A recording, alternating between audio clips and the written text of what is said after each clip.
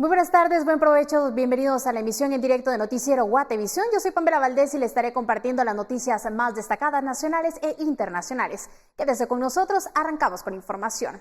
Autoridades dieron a conocer que detuvieron al supuesto jefe de una clica de la Mara 18, apodado El Chopper, que residía en una vivienda ubicada en el condominio Portal de San Isidro 3, en la zona 16. La detención se da en seguimiento a casos de asesinato, cuyos móviles se relacionan a extorsiones donde las víctimas son comerciantes, propietarios, pilotos y ayudantes de empresas de buses urbanos y extraurbanos de la ciudad capital. El capturado es el principal sospechoso de coordinar los delitos, por lo que es acusado de asociación ilícita, asesinato, conspiración para cometer asesinato, exacciones intimidatorias y obstrucción extorsiva de tránsito.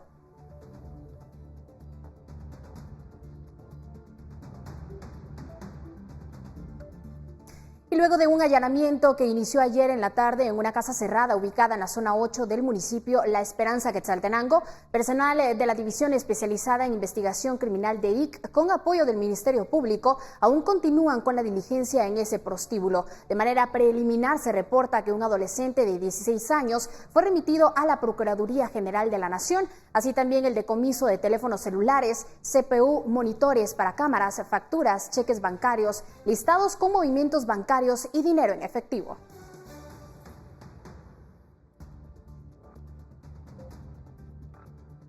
Y en el barrio San Rufino, aldea Cocales Patulú, Suchitepeques, investigadores de la División Especializada en Investigación Criminal, en coordinación con el Ministerio Público, realizaron 2 allanamientos para hacer efectivas 2 órdenes de captura en contra de presuntos violadores. Los capturados son Tomás Jorge Asunción, de 63 años, y Wilmer Ramos Magaña, de 26 años, quienes son requeridos por un juzgado de Santa Lucía, Cochumalguapa, Escuintla. Según la orden del 22 de diciembre de este año, sindicados del delito de violación con agravación de la pena.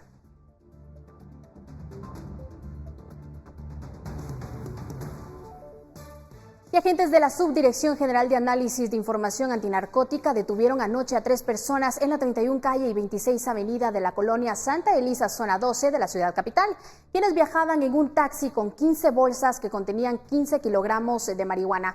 Entre los detenidos se encuentra una mujer de 23 años, un hombre de 45 y un ciudadano nicaragüense de 30 años. Además, se les decomisó 4 teléfonos celulares.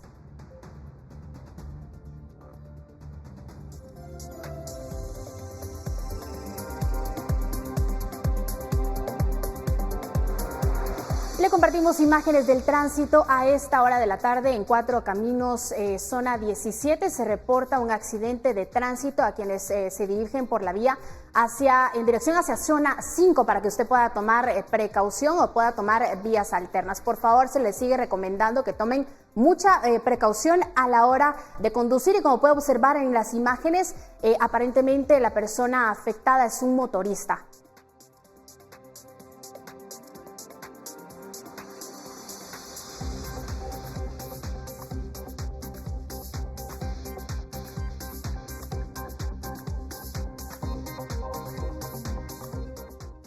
Y esta mañana el presidente Alejandro Yamatei, junto con el ministro de Trabajo y Previsión Social Rafael Rodríguez, informaron que el salario mínimo 2021 quedaría igual que el de este año. La crisis que generó la pandemia en el país fue una de las razones. Paula Osaeta nos amplía la información. Muy buenas tardes, Paula, te escuchamos. Adelante con tu reporte.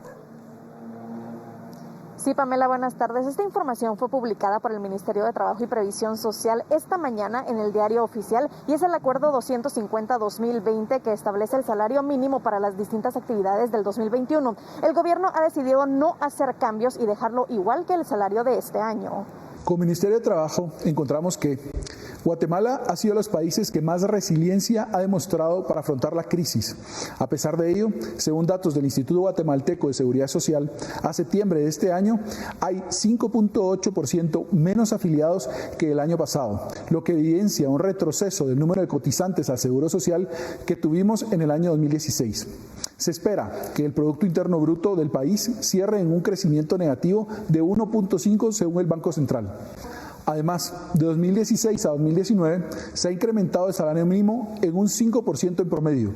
Sin embargo, según las estadísticas que arroja la Encuesta Nacional de Empleo y de Ingresos, ENEI, la brecha de ingreso laboral promedio supera el 10% con relación al salario mínimo fijado. Después de analizar el informe de la Comisión Nacional del Salario y considerando los efectos económicos y sociales de la pandemia en el país, como presidente constitucional de la República he decidido no incrementar el salario mínimo para el año 2021. En ningún caso los trabajadores podrán tener un salario menor al fijado en el acuerdo gubernativo que entra en vigencia a partir del 1 de enero del año 2021.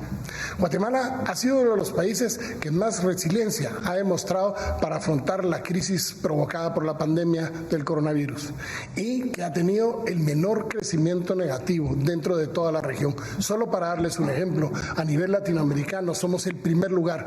Crecimos o vamos a crecer menos 1.5% el Producto Interno Bruto. El salario mínimo para las actividades agrícolas es de 90.16 quetzales diarios. En el caso de las actividades no agrícolas, el salario mínimo es de 92.88 quetzales diarios. Y para la actividad exportadora y de maquila, se fijan 84.88 quetzales diarios. Mantener el mismo salario mínimo es un mecanismo que nos permitirá orientar la política económica a la recuperación de las capacidades productivas y proteger el empleo a través de la aplicación efectiva de la ley, para que activemos los mecanismos para que el salario mínimo se cumpla, particularmente en aquellos sectores en donde se ha identificado una tendencia al no cumplimiento. Eso significa que vamos a hacer todo lo que esté en nuestras manos por verificar a lo largo del año que el salario mínimo se tenga que cumplir por primera vez como está establecido. Pero no solo le vamos a dar ese respiro a las empresas con respecto a incrementar el salario mínimo, sino que, como lo dijimos, vamos a garantizar que los trabajadores efectivamente reciban el salario fijado. El Ministerio de Trabajo, en una conferencia de prensa que brindó luego del mensaje que se dio con el presidente, se dijo que hasta septiembre de este año se perdieron 79.023 empleos y recibieron 30.000 denuncias por el pago del salario mínimo y por el no pago de prestaciones. Los sectores más denunciados fueron comercios, servicios y maquila. Con esto regreso al estudio. Buenas tardes. Muchas gracias, Paula. Muy buenas tardes. Y luego de 12 horas de debate en una sesión histórica, el Senado Nacional convirtió en ley el proyecto que legaliza el aborto hasta la semana 14 de gestación, una decisión celebrada con alegría por miles de mujeres a las afueras del Congreso. Resulta aprobado con 38. Una marea verde inundó las calles de Buenos Aires. El Senado de Argentina aprobó el miércoles la legalización del aborto hasta la semana 14 de gestación, una decisión celebrada con un estallido de alegría por miles de manifestantes feministas que esperaron la votación durante más de 12 horas a las afueras del Congreso. Finalmente, el proyecto del presidente Alberto Fernández, que había recibido una media sanción de la Cámara de Diputados, obtuvo el voto a favor de 38 senadores, con otros 29 en contra y una abstención, un margen más amplio de lo previsto.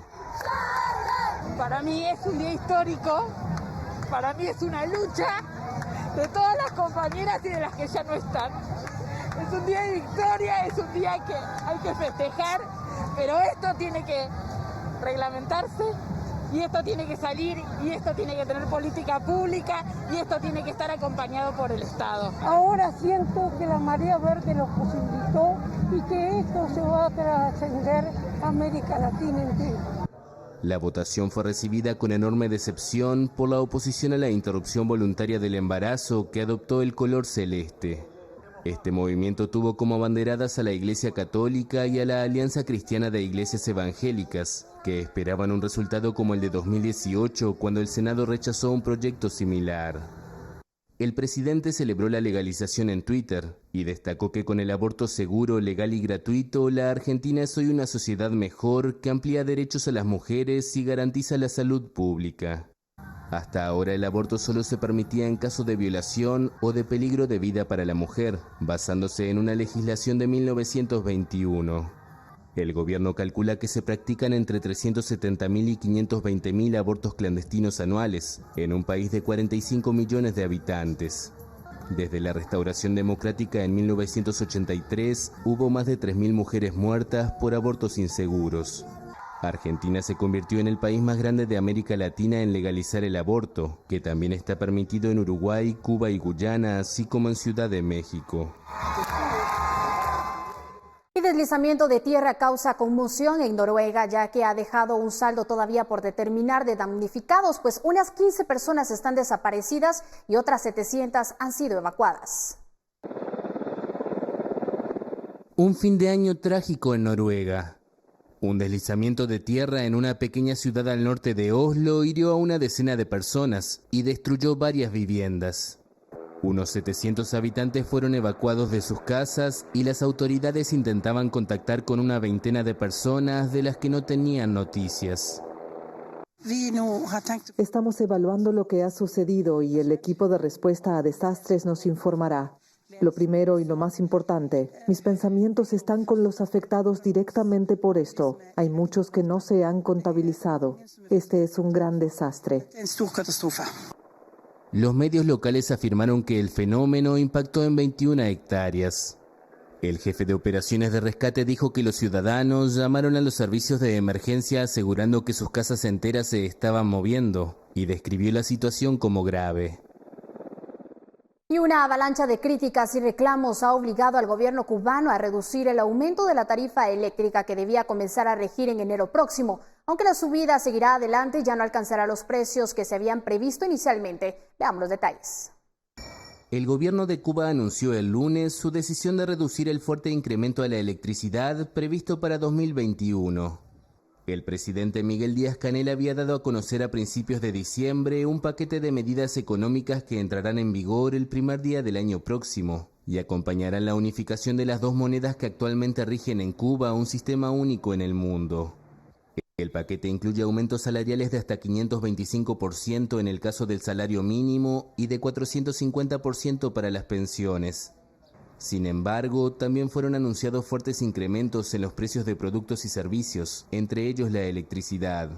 Esto último desató un fuerte descontento expresado en redes sociales y la prensa nacional. Hasta ahora un ciudadano común gastaba el equivalente a 0,37 centavos de dólar por 100 kWh. Con la reforma inicialmente propuesta, por ese mismo consumo pasaría a gastar 1,6 dólares. Ahora el gobierno reconsideró esta tarifa que será de 1,3 dólares, mientras que para quienes gastan 200 kWh al mes, la tarifa será de 6,5 dólares. El doloroso ajuste económico ocurre tras un desplome de la economía de la isla de 11% en 2020, la peor caída en 27 años, provocado por el duro golpe que ha recibido la industria turística por la pandemia de coronavirus y el recrudecimiento del bloqueo de Estados Unidos durante el gobierno de Donald Trump. Vamos a una pausa comercial, pero al regresar le damos detalles sobre la última conferencia de prensa de la COPRECOVID, así que ya regresamos con esta información, no se vaya.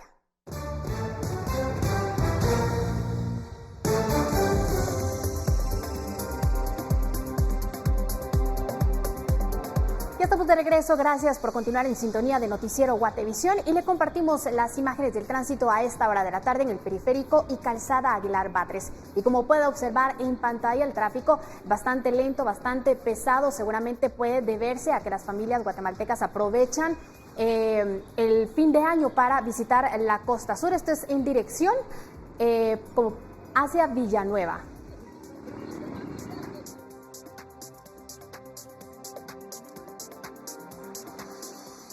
La Fiscalía Especial contra la Impunidad del Ministerio Público desarrolla allanamiento por caso USAC y la investigación busca recopilar información que contribuya a la pesquisa por la construcción de edificios para laboratorios, clínicas y aulas puras para las facultades de Medicina y Odontología del Centro Universitario de Occidente y la compra de terreno para la construcción del Centro Universitario Metropolitano.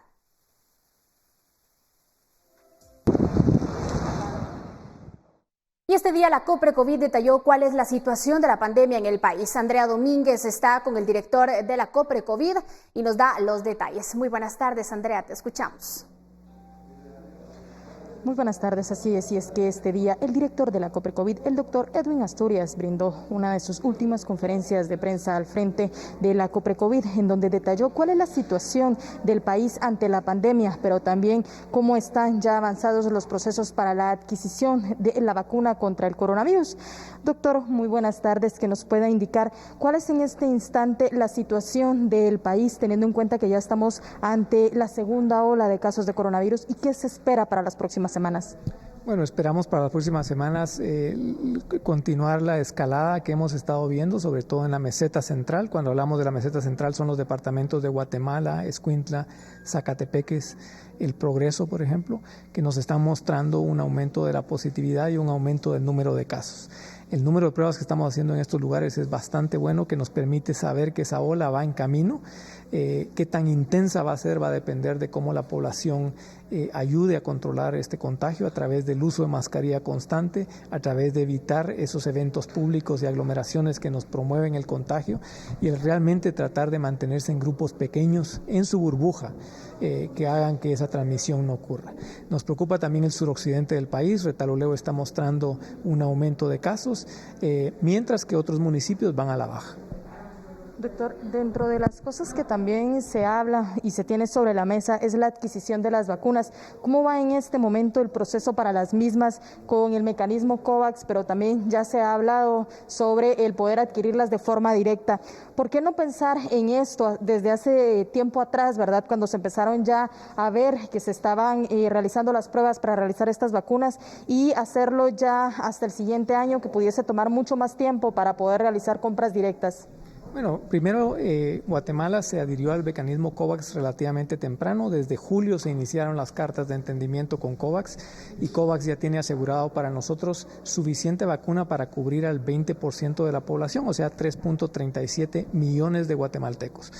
Pero necesitamos por lo menos otro 30% más de la población para llegar a ese 50% que queremos cubrir. El presidente ya ha anunciado que él está trabajando en las reformas normativas que necesitamos. La limitante más importante para Guatemala para no poder contratar vacunas es la ley de contrataciones del Estado.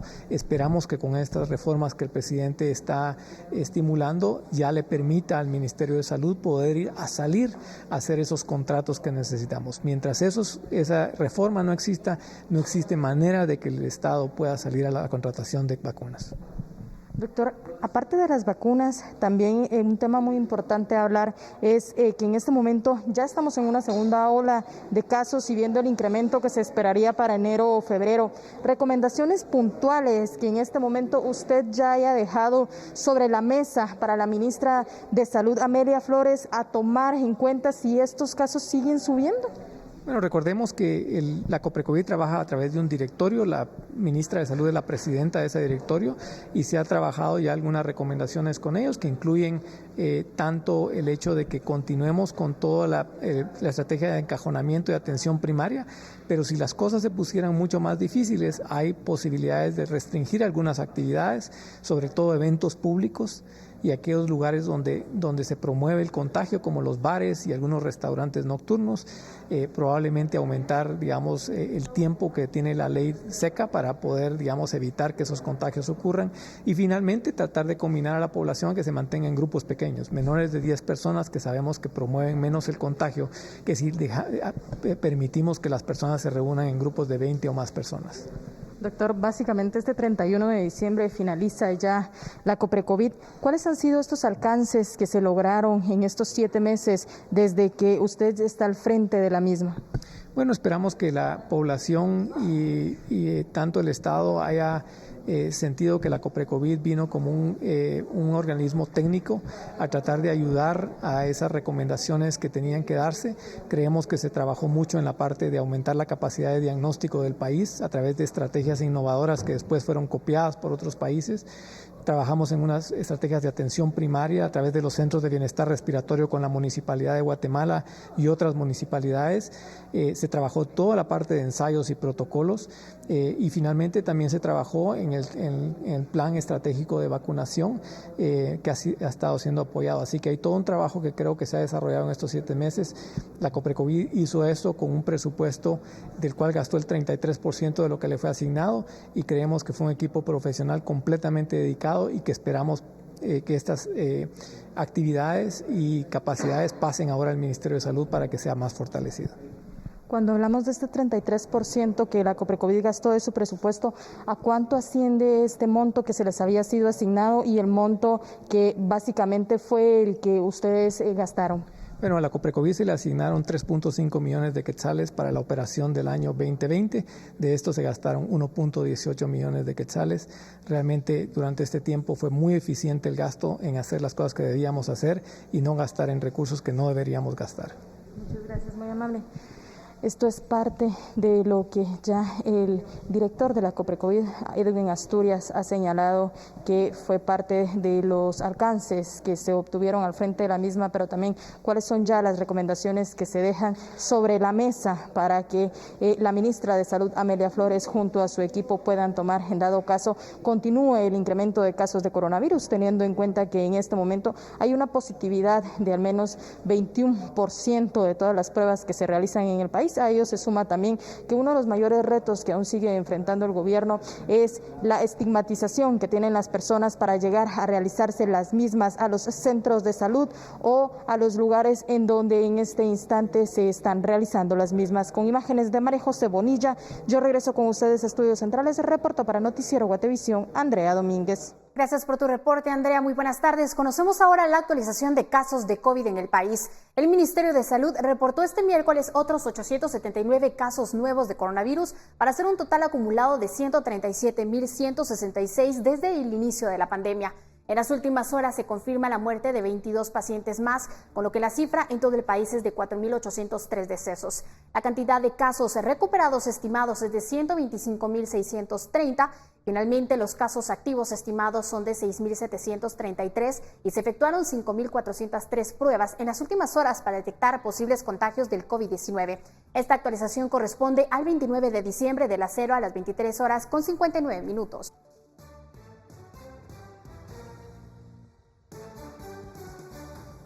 Y las temperaturas continúan descendiendo, por lo que se han habilitado albergues para resguardar a las personas durante la noche. María Olga Menaldo nos da los detalles. Muy buenas tardes, María Olga, te escuchamos. Adelante con tu reporte. Buenas tardes, Pamela. Desde el inicio de la temporada de frío se han registrado bajas temperaturas. Para mañana se tiene previsto el ingreso del último frente frío del año, lo que podría ocasionar que en el altiplano del país se registren bajas temperaturas entre 1 y 3 grados. Además, recordemos que esta temporada fría puede registrar bajas históricas, pero son las autoridades quienes nos explican más al respecto. Las temperaturas mínimas que se registraron en el altiplano han sido de 2 grados por el momento, pero estamos teniendo un pronóstico estimado que para enero o finales de diciembre vamos a tener temperaturas de hasta menos 6 grados. En la Boca Costa la temperatura mínima va a llegar a 11 grados y aquí en la ciudad capital, así como en la parte central de Guatemala, que incluye Sololá y Chimaltenango, vamos a tener un descenso de temperatura hasta 6 a 4 grados. Debido a las bajas temperaturas, la Coordinadora Nacional para la Reducción de Desastres ha habilitado albergues. Hasta el momento se han atendido a más de 1.700 personas en los mismos. Estos albergues se encuentran habilitados en 5 departamentos del país, que son los que pues año con año presentan mayor número de albergados y de incidentes por bajas temperaturas. Sin embargo, también se tienen 5 albergues en apresto para poder funcionar en caso de llegar a ser necesario, y derivado de las condiciones de COVID-19 coronavirus, este año estos albergues únicamente funcionan en un 50% de su capacidad, según lo que determina la norma para la reducción de los desastres. Los albergues están habilitados de 5 de la tarde a 8 de la mañana y brindan un lugar donde pasar la noche y alimentación. Además, recordemos que debido al COVID-19 solo funcionan en un 50% de su capacidad. Con imágenes de Fernando Cabrera, reportó para Noticiero Guatevisión, María Olga Menaldo. Muchas gracias, María Olga. Muy buenas tardes. Nosotros nos vamos a una pausa comercial, pero al regresar tenemos en nuestro segmento de Guate Reporta con sus mensajes y denuncias. Ya volvemos.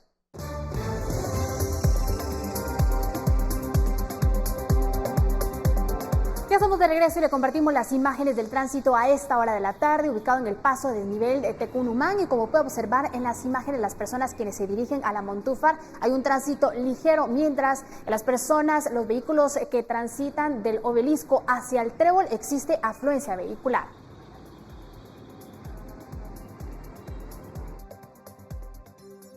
Y Y este 2020 la falta de médicos para atender a pacientes COVID-19 fue uno de los inconvenientes durante la pandemia. Como una alternativa para continuar con la atención de los enfermos, el Ministerio de Salud optó por la contratación de estudiantes de medicina con pensum cerrado, pero en el Hospital Temporal de Quetzaltenango, 9 de estos estudiantes trabajaron 40 días y no se les canceló el salario. Tenían pendiente 2 privados, tanto el privado público como escrito, que son los pensum de cada una de las carreras. Entonces eso Contraloría de Cuentas y Auditoría pues no lo permitiría, o pudiera hacerse un hallazgo, porque tiene que estar establecido en eso. Nosotros, desde que nos dimos cuenta como hospital regional, pues se les notificó que si no traían su cierre de pensum, en donde decía de que era únicamente pendiente el acto de graduación, no se les podía cancelar, porque ese es un requisito que pide el Ministerio de Salud. Entonces, ¿a algunos no se les pagó? Así es, a algunos no se les pudo finiquitar, debido a que ellos todavía tienen sus privados en junio o en julio del año 2021. ¿A cuántos no se les pudo pagar? Aproximadamente son 9 personas las que no se les pudo pagar. Sí hubieron 3 personas que sí pues se graduaron este año y sí lograron tener su cierre de pensum y salir con sus privados, por los cuales sí ya se les está haciendo efectivo el pago. ¿Cómo se prestaron servicios? Y como ya es tradición, los guatemaltecos viajan para recibir el año nuevo a los diferentes lugares turísticos en la costa sur, por lo que una de las rutas más utilizadas es la autopista Palingue-Escuintla, donde ya se registra alto flujo de vehículos. Carlos Paredes nos traslada desde el sur del país cómo está el panorama en esta ruta a estas horas. Muy buenas tardes, Carlos, te escuchamos. Adelante con información. Gracias, compañeros, por el cambio. Muy buena tarde a la audiencia de Guatevisión. Quiero comentarles que me encuentro en la autopista Palingue-Escuintla, donde ya se registra un incremento en el tránsito de vehículos, muchos para la costa sur, quienes buscan pues vacacionar en estas fiestas de fin de año. Comentarles que según las estadísticas que maneja esta empresa, se vio un incremento en el aforo de vehículos en las fiestas de Navidad, por lo que se espera algo similar ahora para las fiestas de fin de año. En comparación al año anterior, hubo un aumento, ya que el año pasado estuvimos registrando aproximadamente 25,000 vehículos durante estas fechas, y pues en esta ocasión tenemos ya prácticamente 2 semanas aproximadamente de tener un aforo de 27,000 vehículos.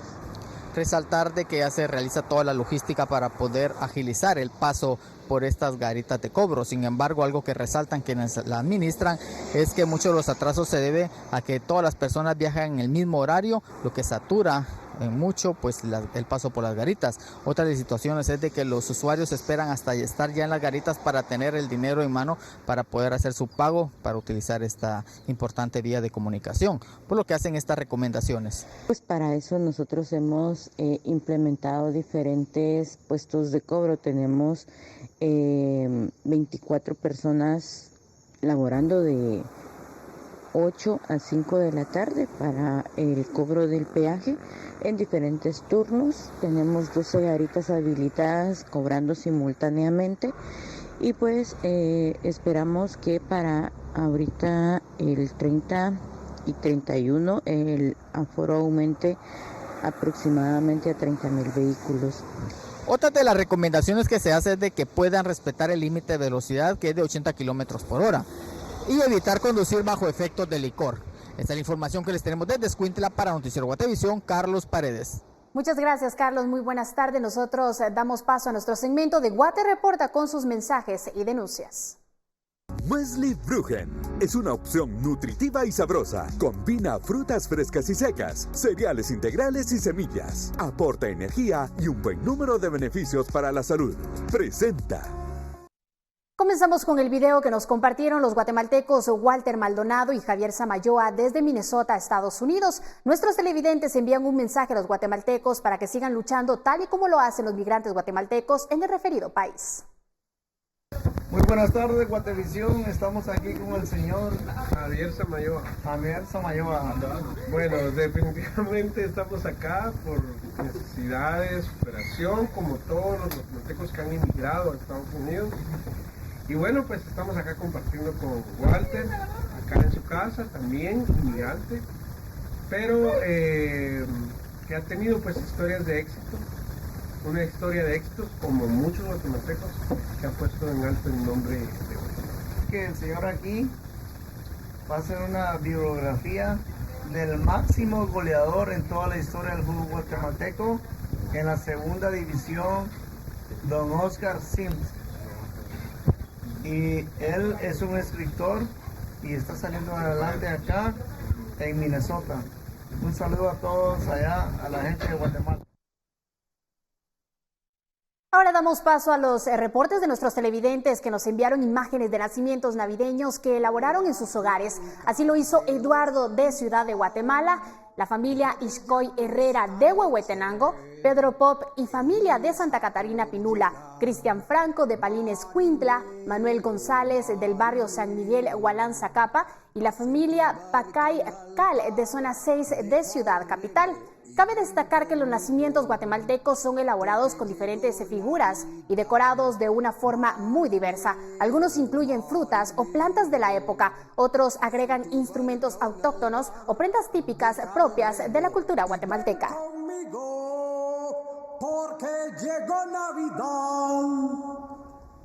Hermanos todos del mundo, démonos un abrazo de... Y un grupo de niños nos enviaron este video dándonos los ánimos, este mensaje. Veámoslo a continuación. ¿Qué Navidad tendrán los niños que apenas tienen una tortilla, que lo han perdido todo y parte de su familia? No llegará Santa con su costal de juguetes, no habrán uvas y tamales, no habrán cohetes. Que Dios los bendiga y regale prosperidad y en medio de la pandemia reine la felicidad. ¡Feliz Navidad para todos! Mi abrazo fraternal. Que no les falten las uvas, el ponche y el tamal. Pero ha llegado el 31, señores. Gritan taco y enchilada. En la vida hay que ser honestos y disfrutar de nuestras tostadas. Brindo por aquellas madres, grita la Valeria, que son guapas y hacendosas y son como las reinas. Brindo por ustedes que no son amantes de la corrupción, que regalan una sonrisa y no pudren su corazón. Brindemos por todo el mundo para que abunde la felicidad. Que tengan un próspero año y una feliz Navidad.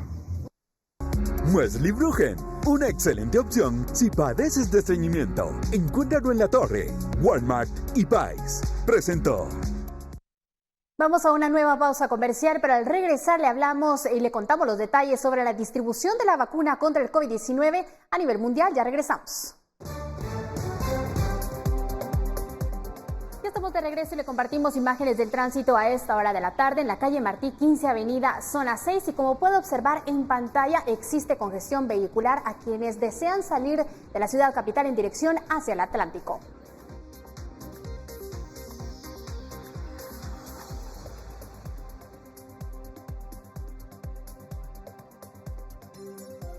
Y debido a procesos judiciales, 12 millones de quetzales no se pueden ejecutar en el Consejo Departamental de Desarrollo de Huehuetenango, que redujo de 78 a 16 millones el arrastre para el ejercicio fiscal 2021. El periodista Mike Castillo desde Huehuetenango nos tiene los detalles de esta noticia. Muy buenas tardes, Mike, te escuchamos.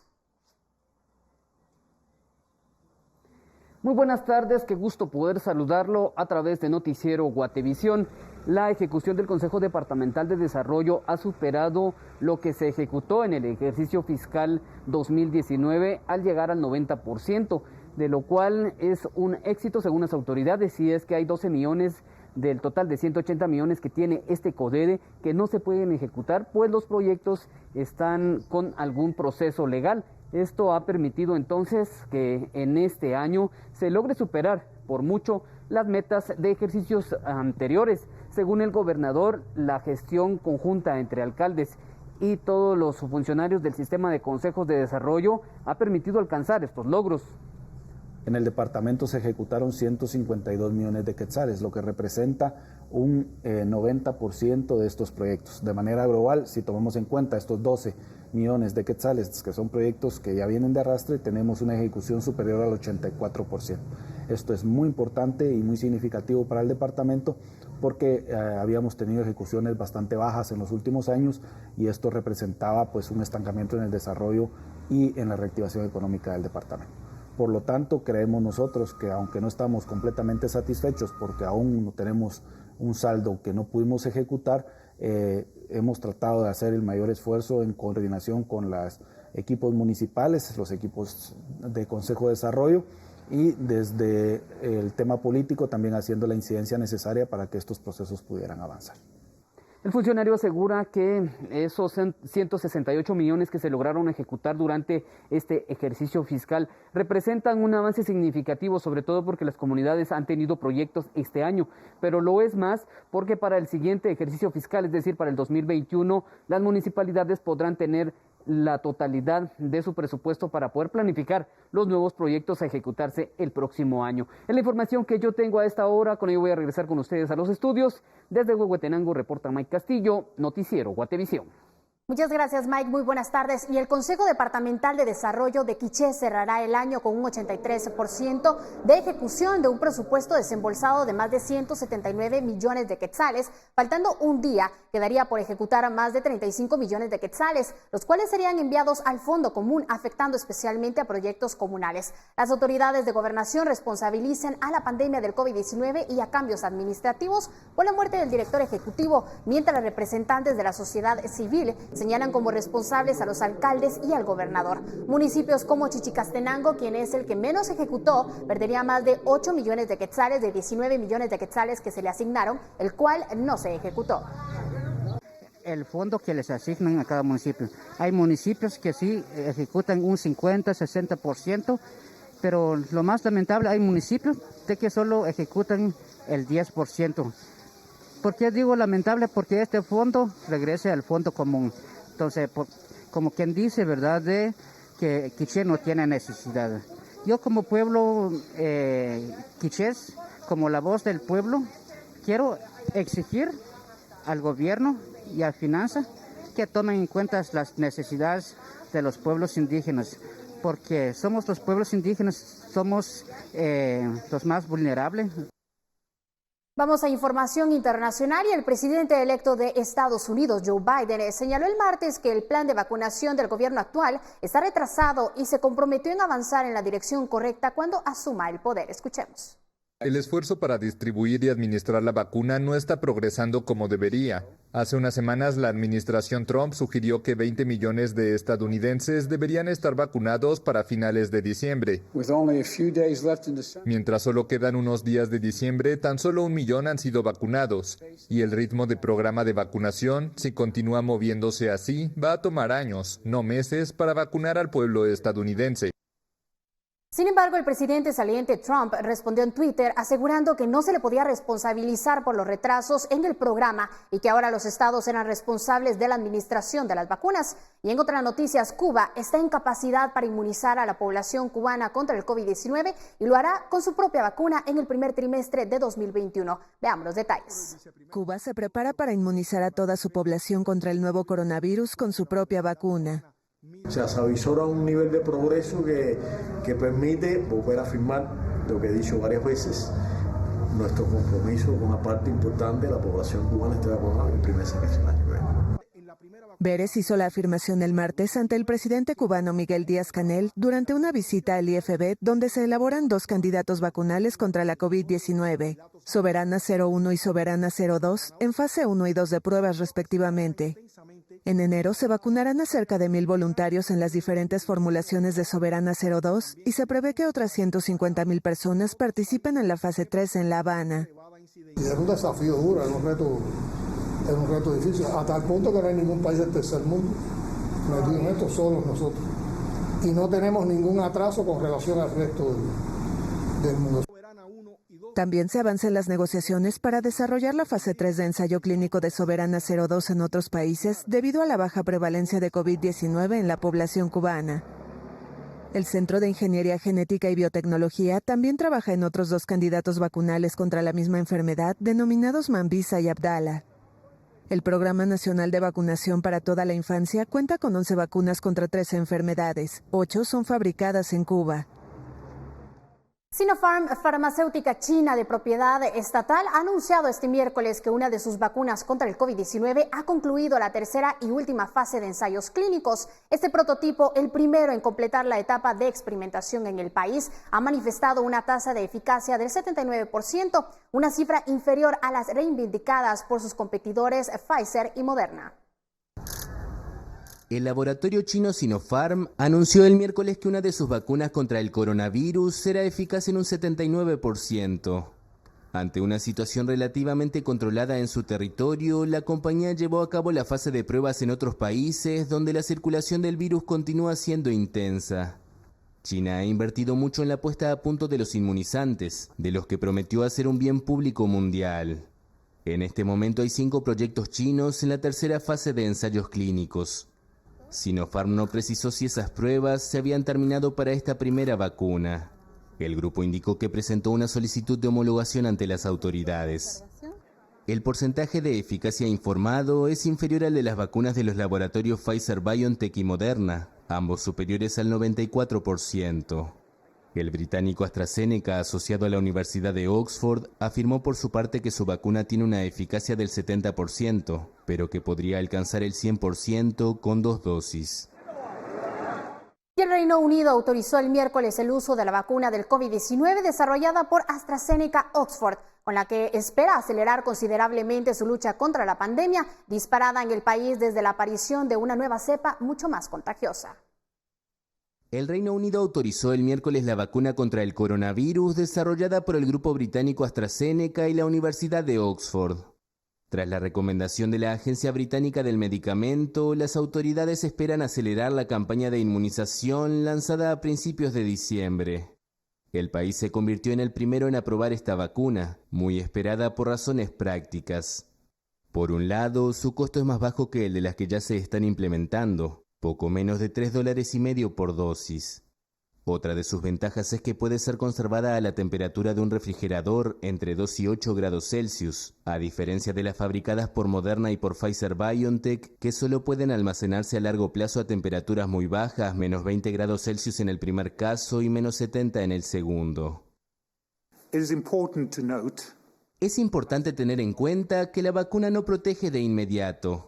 Se debe esperar hasta el día 22 antes de obtener inmunidad parcial después de la primera dosis, por lo que es realmente importante que las personas continúen siguiendo todas las pautas gubernamentales para su área del país.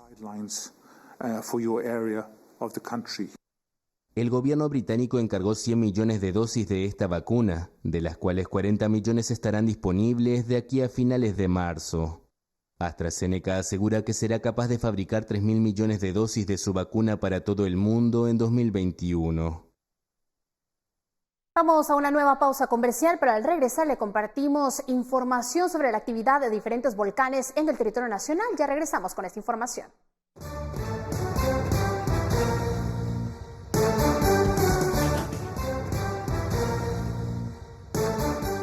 Ya estamos de regreso en emisión en directo de Noticiero Guatevisión y autoridades del INSIBUM y la CONRED continúan con el monitoreo en los volcanes activos del país. María Olga Menaldo nos da los detalles. Muy buenas tardes, María Olga, te escuchamos. Buenas tardes, Pamela. Se continúa con el monitoreo en los volcanes de Fuego y Pacaya, los que han reportado actividad en los últimos días. Recordemos que se reportaron retumbos en las cercanías de Los Colosos. Por su lado, el volcán de Pacaya presenta actividad entre moderada y fuerte, pero son las autoridades quienes nos explican más al respecto.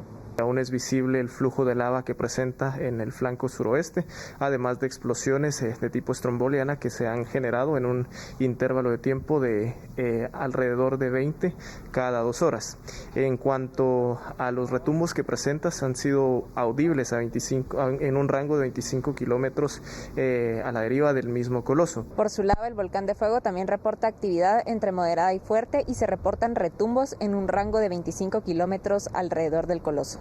Por su parte, el volcán de Fuego ha presentado esta mañana desgasificación con retumbos estos de tipo vulcaniano, lo cual ha generado también retumbos y ondas de choque que son audibles en las comunidades aledañas en un rango aproximado también de 25 kilómetros de distancia de el mismo coloso.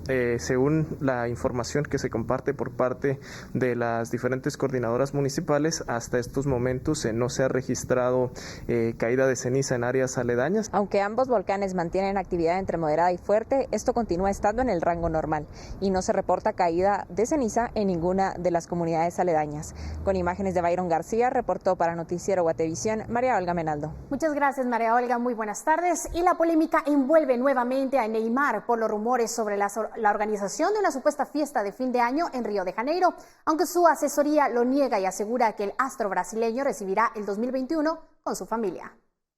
Neymar nuevamente en medio de la polémica. El futbolista era señalado el martes por medios brasileños de supuestamente estar organizando una fiesta de Año Nuevo en plena pandemia en el litoral de Río de Janeiro. Neymar no ha recurrido a sus redes sociales para desmentir los rumores, pero su asesoría señaló que el astro brasileño recibirá 2021 solo con su familia. Él es una gran estrella, pero no está por encima de los demás. Él piensa que de repente cualquiera puede estar con él, pero no, cualquiera se puede contagiar. Las sospechas crecieron luego de que una agencia de eventos revelara que estaría a cargo de una fiesta de fin de año para 150 personas en el municipio de Mangaratiba, donde Neymar posee una mansión. Creo que es absurdo. Pienso que las personas deberían quedarse en casa para garantizar su seguridad, de su familia, de la población, porque estamos en un mal momento. Brasil, el segundo país con mayor número de muertos por COVID-19, atraviesa un agravamiento de la crisis sanitaria, que ya deja 192,000 fallecidos y 7,5 millones de contagios. El invierno continúa en el Reino Unido y la nieve ya ha cubierto las carreteras de Yorkshire Dales. Los dejamos con las imágenes. Hemos llegado al final de esta emisión. Las imágenes son del paisaje a través de las altas colinas del pueblo de Ascrib. Yo soy Pamela Valdés y fue un gusto compartir con usted las noticias más relevantes nacionales e internacionales. Que tenga la mejor de las tardes y que tenga felices fiestas.